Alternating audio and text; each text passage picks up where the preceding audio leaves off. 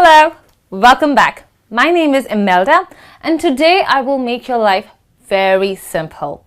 How? Well, today's lesson is for all those who are struggling to learn grammar rules, especially the English grammar rules. So what do we have in store today? We will be learning about the verb to have. Okay, so we have the verb to have, and let's learn how the verb to have is used in various sentences, in various situations, and it is used correctly and more precisely.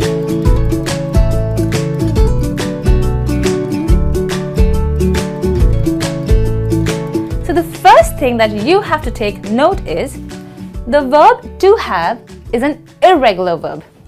Okay, so this is your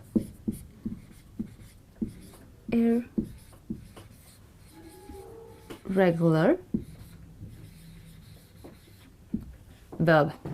What do I mean irregular verb? Well, do you notice these three words? Have, has, had. Well, it's the same or is it different versions for the verb have, but when they change tenses, they change the endings. That's why it is an irregular verb. Now, what role does the verb to have plays in English? Well, it has two primary roles. First is as a main verb.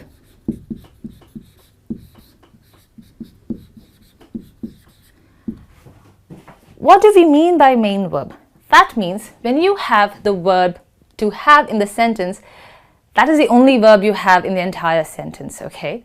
That itself becomes an action verb. For example, I have a TV. That means I possess a TV. So the verb to have or to possess becomes the main verb.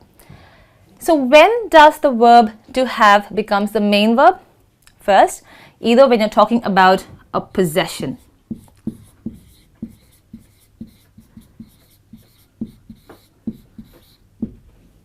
What all can you possess? Or what all can you own?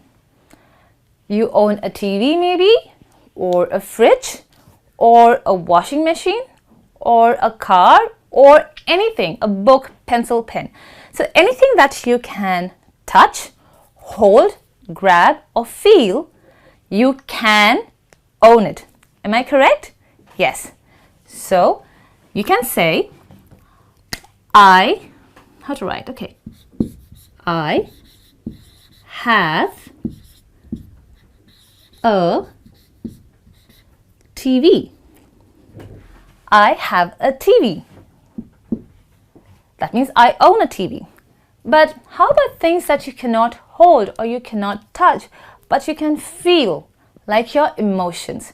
Now, when I'm talking about simplified, that means I'm talking about the verb to have used in different ways, right? So I want you to open your minds a little more and just be a little more creative. So now when you're talking about possession, we're talking about possession of something that you cannot see. Maybe, for example, feeling.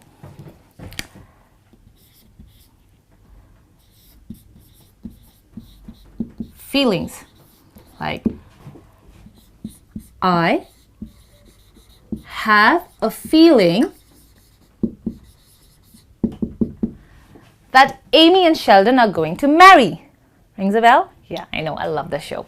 So I have a feeling that Amy and Sheldon are going to marry. What else can you possess? How about a job? Well, really? Yes, of course, you do a work and you do it quite often. Nobody else can do that job, right? So you say, I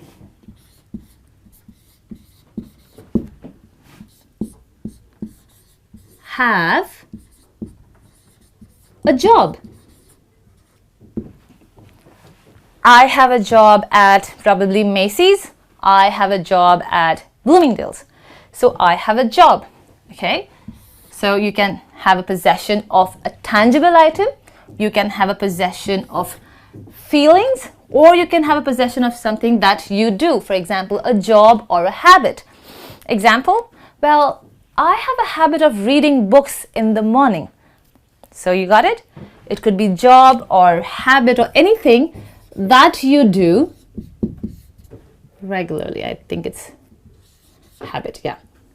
I'm sorry, mind my handwriting. I have a job or a habit. So that's how you can use the verb to have as a main verb. So what else can you use, or how else can you use the verb to have? Well, the verb to have can be used as an auxiliary or a helping word.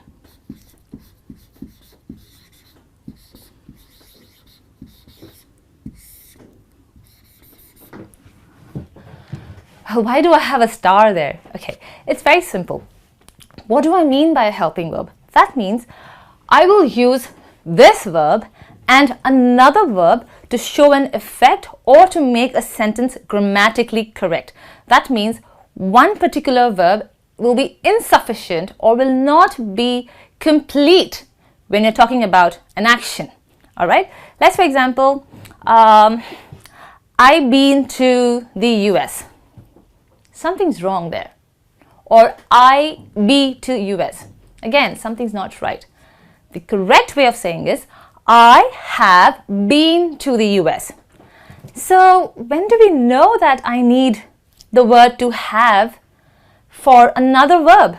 Okay, anytime you're talking about a perfect tense, you need the verb have. What's a perfect tense? Well, let me explain. Let's say you are doing an action, okay, but it has started, not now, maybe sometime before, like probably a day ago or a year ago or a decade ago. And it went on for a period of time. That means you started in the month of January, you did something, and you've been doing it in February and March and April, but you completed the action. That's when you say perfect tense. Let me write it for you.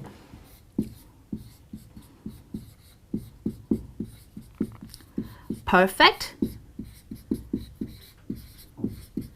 tense. So if you have a timeline, maybe you started in Jan and you did all the way in March. So you use the verb to have here. That means you've been doing the action not once, not twice, but many times over this period. Okay? The second thing that you have to notice, so this becomes for your perfect tense.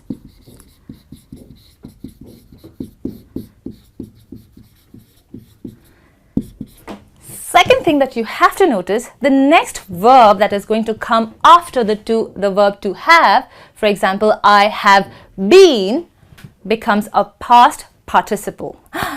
What is participle? Oh my God, relax.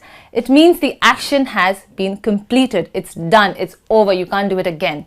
Okay? So, it comes with past.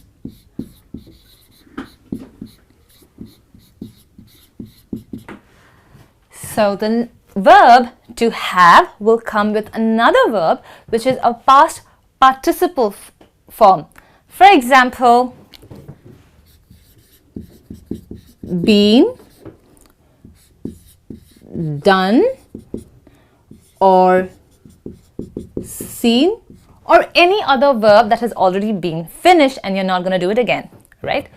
Let's make it a sentence. I have been watching you. That's so creepy. Man. Okay, so I have been watching you, or I have done doing the dishes, or have done washing the dishes. I have done it, I have done washing the dishes, or I have seen it. So that means if you're watching a movie, like I have seen the movie or I have seen the clip, it means that particular clip was not for a fraction of a second. It was probably 5 seconds or 10 seconds or an hour. So you didn't watch like and then you closed. No, right? You watched it throughout. So you say I have seen the movie. I have seen the video clip. So that's how you use the verb to have as an auxiliary or helping verb. So now that we have talked so much about main and helping verb, I have to come back to the first topic, irregular verb. What do you mean by irregular verb? Well, let's take a look at an example. Okay, first thing that you want to know is the word to have will be used with pronouns. Okay, so pronouns such as, please bear with me, interruption is regretted. Okay, pronoun as I, we, it, and they. Okay, so I, we, it, they will have the verb to have. Yeah, I have, we have, not it. They have. Okay, so I, we, they have. However, when you're talking about a second person, for example, she, he, or a name of a person or a proper noun, let's say John. So here you will use has. Okay, so this becomes have for you, and this becomes has. So, okay, he has, she has, and John has. Well, once you're done with this, obviously you want to talk about past. Well, everything else is like had. So whether it's I or he or she or it or whatever, it automatically becomes had when you talk about past tense or any past action. So you say, or I will say, I had a TV when I was a child. That means I owned a TV when I was a child. Otherwise, if I still have the TV with me, I say, I have the TV still with me. Okay, so that's how simple the grammar, the verb to have, has, had is in English. I hope you enjoyed it. I hope you learned something new. Well, it's quite obvious you may have some doubts. Well, do not worry, I'm here to your help. Maybe you want to post your comments or your questions or any doubts in the comment section, and I'll be more than grateful to answer your queries. Okay, I will be back in a very short while. Until then, see you. Goodbye. Ciao.